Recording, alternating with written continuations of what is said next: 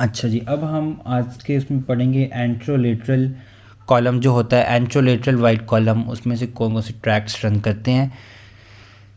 Ascending की बात कर रहे हैं। अब हम सबसे पहले पेन टेम्परेचर पाथवे लेंगे।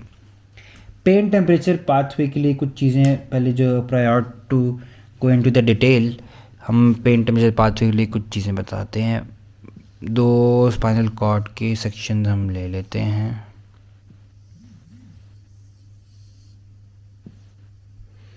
ठीक हो गया।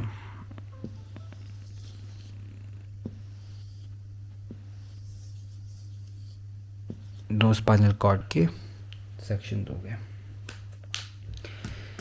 पेन टेम्परेचर पाथवे हमारे पास क्या होता है? पेन टेम्परेचर के लिए ये जो लैटरल वाइड कॉलम है ना, ये होता है। इस लैटरल वाइड कॉलम में पेन टेम्परेचर की असेंडिंग ट्रैक्स रन करेंगे इस लैटरल वाइड कॉलम से। ठीक है। अब पहली बात, हमारे पास पेन टेम्परेचर पाथ के लिए हमने देख ली, सबसे पहले तो ऑब्वियस सी बात है, there is going to be the receptors. Same वही चीज़ हमने पीछे डॉर्सल में पढ़ी थी। There is going to be the receptors. Again first order neuron is going to be this posterior root ganglia, जो कि पोस्टीरियर हॉर्न के पीछे पड़ा हुआ लगा है। ठीक हो गया। अब जो नर्व फाइबर्स पेन की सेंसेशन लेके जाएंगे स्पाइनल कॉर्ड के अंदर, वो नर्व फाइबर्स 2 तरह के होते हैं। एक होते हैं ए डेल्टा और एक सी टाइप फाइबर्स होते हैं। ये जो ए डेल्टा फाइबर्स है ना, they are going to take the sensations of fast pain, sharp pain. ये जो सी वाले फाइबर्स हैं, ये slow pain, diffused pain, vague pain, chronic nauseous pain. ठीक हो गया। अब after carrying the sensations through the receptors, ये यहाँ पे जाके टर्मिनेट हुए, मतलब यहाँ पे ये फर्स्ट ऑर्डर न्यूरॉन स्टार्ट हो गया। फर्स्ट ऑर्डर न्यूरॉन स्टार्ट हुआ, पोस्टीरियर रूट ऑर्न में आया, पोस्टीरियर ग्रे ऑर्न में इधर जाके ये फर्स्ट ऑर्डर टर्मिनेट हुआ। ऐसा ही था जस्ट लाइक बिफोर। टर्मिनेट होने के बाद पता है क्या होता है? पहला, अब ये देखो, हर पाथवे का अपना स्टेप होता है। इस केस में क्या होगा कि सबसे पहले जब यहाँ पे ये साइनेप्स करेगा, तो यहाँ पे ना ये कुछ डिसेंडिंग ब्रांचेस देगा, कुछ असेंडिंग ब्रांचेस देगा। ऐसे इस तरह मुझे यहाँ भी पहले बनाना चाहिए था। ये हुआ, ये हुआ, कुछ असेंडिंग ब्रांचेस, कुछ असेंडिंग ब्रांचेस। इन ब्रांचेस से ना ये एक कॉलम सा बन जाता है। ठीक है। इसको हम कहते हैं कॉलम को डॉर्सोलैटरल कॉलम या ट्रैक्ट ऑफ लिस्योर। एक कॉलम बन जाएगा। अब इसके बाद क्या होगा? ये होगा कि ये जो फाइबर आए थे, यहाँ पे सिनेप्स कर दिया था ना, first order terminate second start हुआ था, यहाँ से ये इस लैटरल कॉलम में चले जाएंगे, यूँ कॉन्ट्रालेटरल क्रॉस कर गए। जो ये राइट साइड है, ये लेफ़्ट साइड है।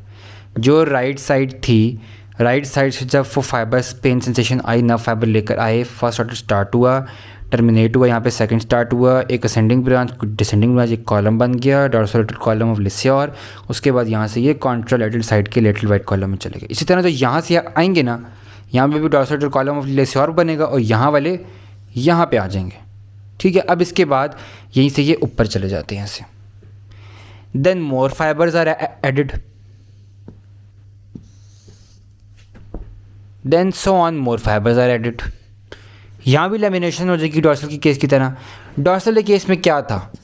Most medial placed are from lower part of the body. इस केस में क्या होगा? Most laterally placed are from lower part of the body, most laterally from lower part of the body. तो इस तरह करके ऊपर असेंड कर जाएंगे। ये पेन टेम्परेचर का। अब हम इसको डिटेल में देख लेते हैं कि अब जो टेम्परेचर होगा ना, चाहे वो कोल्ड है चाहे वो हॉट टेम्परेचर है, वो भी इसी लेटरल स्पाइनोथैलेमिक, इसको बोलते हैं लेटरल स्पाइनोथैलेमिक ट्रैक्ट। पेन और टेम्परेचर, किसी भी किस्म का पेन है, किसी भी किस्म का टेम्परेचर है, यहीं पे रन करेगा। अब इसमें क्या होगा? यहाँ तक बात तो क्लियर हो गई होगी कि कैसे वो फाइबर्स आए, नर्व फाइबर्स कितने तरह के थे, जो फास्ट को कौन लेके जा रहे थे, स्लो कौन लेके जा रहे थे, कॉन्ट्रालेटरल आ गए। अब ये ना ऊपर इस तरह असेंड करते जाते हैं इस तरह करके। अब क्या होता है कि जो हमारे पास देखो ये लैटरल वाइट कॉलम था, ये वाला एंटीरियर वाइट कॉलम है, और ये लैटरल के बीच में ये भी एंट्रोलेटरल में ही आता है। तो जो एंटीरियर वाइट कॉलम है ना, एंटीरियर वाइट कॉलम में एक रन करता है ट्रैक्ट, वो कौन सा है हमारे पास, एंटीरियर स्पाइनोथैलेमिक। ये लेटरल था, ये एंटीरियर। एंटीरियर स्पाइनोथैलेमिक हमेशा क्रूड टच की सेंसेशंस लेके जाता है, ठीक हो गया। और इन दोनों के बीच में यहाँ पे रन करता है स्पाइनोटेक्टल। स्पाइनोटेक्टल कौन सी सेंसेशन लेके जाएगा, विजुअल स्टिमुलाई। अब अगर मैं थोड़ा सा भी यहाँ बता दूँ कि अगर आपके पास कभी भी कोई ऐसा होना कि कोई बंदे ने सपोज करने कह दिया कि आपकी टांग पे कीड़ा है, तो हम उसको देखते हैं, वो विजुअल स्टिमुलस था जो कि स्पाइनोटेक्टल के थ्रू जाएगा सुपीरियर कॉलिकुलस तक। फिर वहाँ तक मैसेज जब पहुँचेगा तो फिर वहाँ से टेक्टोस्पाइनल के थ्रू वापस आएगा और हम उसको रिस्पांस देंगे कि हम उसको हटाएंगे या कुछ भी करेंगे। तो ये होता है, यहाँ पे स्पाइनोटेक्टल रन करेगा, एंटीरियर स्पाइनोथैलेमिक में सिर्फ और सिर्फ क्रूड टच, और यहाँ पे लेटरल में पेन टेम्परेचर, ठीक हो गया। ये तीनों, ये देखो जब फाइबर ऊपर जाते हैं सारी, आगे जाके ना एक बंडल में स्टैक हो जाएंगे। ये जो इनका स्टैक बनता है इसको हम बोलते हैं स्पाइनल लेमिनिस्कस। स्पाइनल लेमिनिस्कस, ठीक हो गया। स्पाइनल लेमिनिस्कस था। अब क्या हो गया, यहाँ पे अगर इसमें सपोज करो क्रूड टच वाला नहीं है ये, तो इनको उड़ा दो, ये अलोन रन कर जाएगा।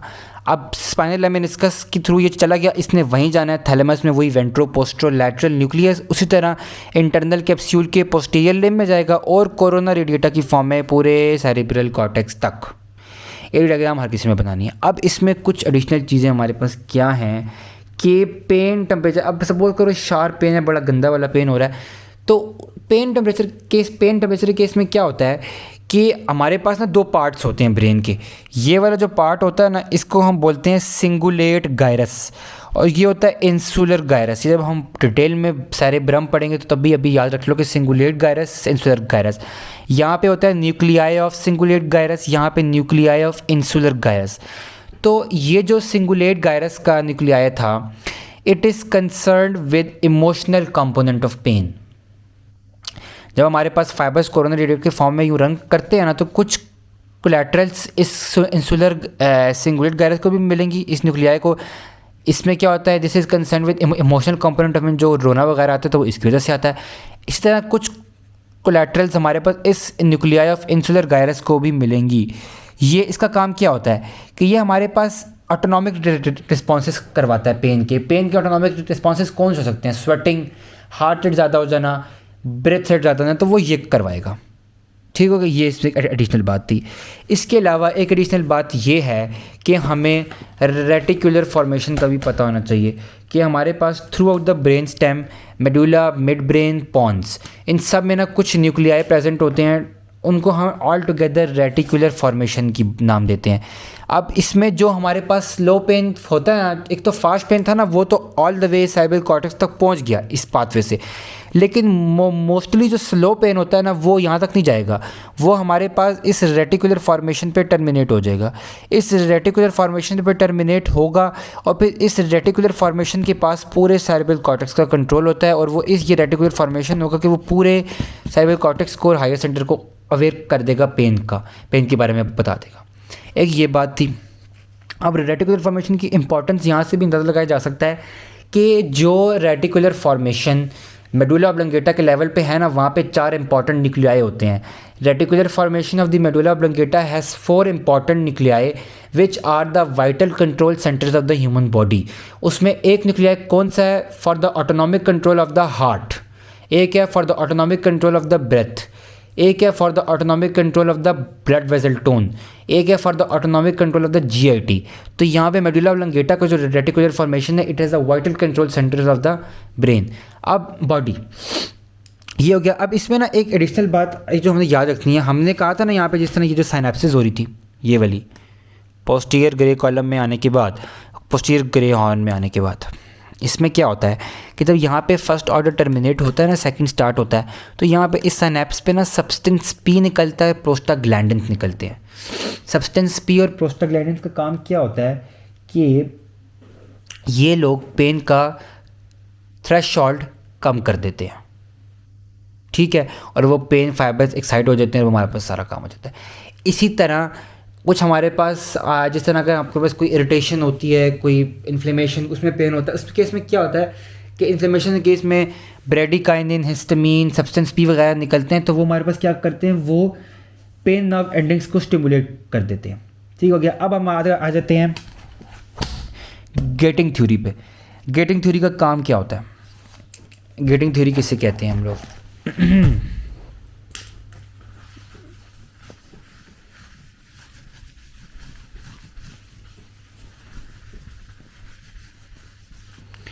हमारे पास ना पुराने लाइक ओल्ड टाइम्स में एक्यूपंक्चर की टेक्निक यूज़ होती थी for the relief of pen.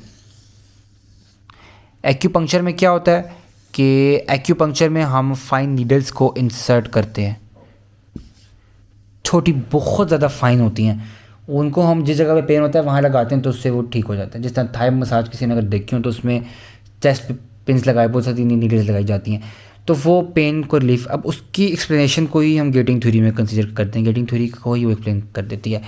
Suppose कर लो कि हमारे पास ये स्पाइनल कॉर्ड का सेक्शन ले लिया हमने,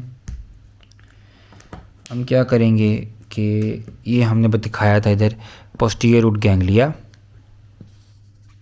पेन सेंसेशन यहाँ आ रही थी, फिर उसके बाद यहाँ जाके असेंड कर रही थी, ऐसा ही था। अब हम क्या कहते हैं इधर कि ये पेन की सेंसेशंस थी। जब हम एक्यूपंक्चर करने की बात कर लो, अगर तुम एक्यूपंक्चर को कंसिडर कर लो, ये गेटिंग थ्योरी एक्सप्लेन करती है कि मसाज वगैरह करने से जिस जगह पे पेन होता है वहाँ पेन रिलीफ क्यों हो जाता है, उस चीज़ को एक्सप्लेन करती है गेटिंग थ्योरी। तो अगर हम एक्यूपंक्चर की ही टेक्निक को ले लें, अगर आप एक्यूपंक्चर देखते हो तो एक्यूपंक्चर में जब पेन लगाएंगे तो वो डिस्क्रिमिनेटिव टच होगा। First of all that is going to be the discriminative touch, and the sense of the discriminative touch it is going through the dorsal white column middle lemniscus system से। ठीक है। अगर मैं suppose करो अब यहाँ पे ना, सपोज़ करो इस पर्टिकुलर स्पाइनल कॉर्ड का लेवल है, सपोज़ करो इस लेवल पे हमारे पास बॉडी के इस पार्ट से पेन सेंसेशंस आ रही हैं, इसी जगह पे मैं वो एक्यूपंक्चर करके फाइन नीडल्स लगा देता हूँ, डिस्क्रिमिनेटिव टच। तो ये वाली जो सेंसेशन होगी फाइन टच की, ये डॉर्सल वाला कॉलम होगा। देखो इसी तरह पोस्टीरियर गैंग्लिया में आई, यहाँ पे आई, फिर यहाँ के बाद ये कहाँ चली जाती थी, यहाँ जाके फिर ऊपर, ऐसा ही है। अब ये वो स्टिमुलेशन है जो कि पेन नहीं है, ये डिस्क्रिमिनेटिव टच है, नॉट पेन, लेकिन ये वाली पेन वाली सेंसेशन थी। ठीक है। अगर मैं इस वाली पाथवे को ज़्यादा कर दूं, मतलब अगर मैं ये बहुत सारी नीडल्स लगाऊं, यहाँ की स्टिमुलेशन को ज़्यादा कर दूं, तो क्या होगा कि ये इस टाइम पे फिर क्या करेंगे, ये यहाँ पे ना कनेक्टिंग न्यूरॉन्स को एक्टिवेट कर देंगी। कनेक्टिंग न्यूरॉन क्या करेंगे, इन पेन फाइबर्स को इनहिबिट कर देंगे और हमारे वो पेन सेंसेशन ऊपर जाएंगे जब पेन रिलीफ हो जाएगा। This explains Y doing massage और इस तरह की चीज़ें हमारे पास एक्यूपंक्चर करते थे तो क्यों पेन रिलीफ होता था, तो उसकी वजह ये है। अब हमारे पास एक लास्ट इसमें चीज़ रह गई है कि हम कहते हैं कि स्लो पेन लोकलाइज्ड क्यों नहीं होता, फास्ट पेन लोकलाइज्ड क्यों होता है। क्यों होता है कि जब भी हम अगर दोबारा से ड्रॉ करें स्पाइनल कॉर्ड का सेक्शन, तो हमें पता होना चाहिए कि जो फास्ट पेन था वो कौन लेके आ रहे थे, ये पोस्टीरियर गैंग्लिया, दिस ये लेके आ रहे थे ए डेल्टा फाइबर्स और स्लो पेन सी फाइबर। तो जो ए डेल्टा वाले फाइबर होते हैं ना फास्ट पेन, इनका कनेक्शन होता है सिंगल न्यूरॉन के साथ यहाँ पे, और फिर आगे जाके सिंगल साइनेप्स होती है, आगे जाके वो निकल जाते हैं। बट जो स्लो फाइबर आते हैं ना, पोस्टीरियर गैंग्लिया बनाया, ये सी फाइबर लेके आ रहे थे, इनके कनेक्शन विद मल्टीपल न्यूरॉन्स होते हैं, उसके बाद मल्टीपल सिनेप्सिस होती हैं, उसके बाद ये ऊपर जाते हैं। इसीलिए हम कहते हैं कि जो स्लो पेन होता है that is poorly localised and fast pain is well localised.